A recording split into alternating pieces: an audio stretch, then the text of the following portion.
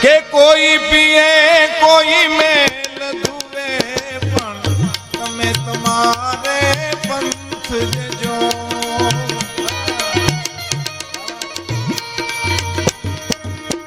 કોઈ પીએ કોઈ મેલ ધુવે પણ તમે તમારે પંથ જજો સ્વાર્થ કારણ કોઈ અવલા કરે તો પાણ પિયાને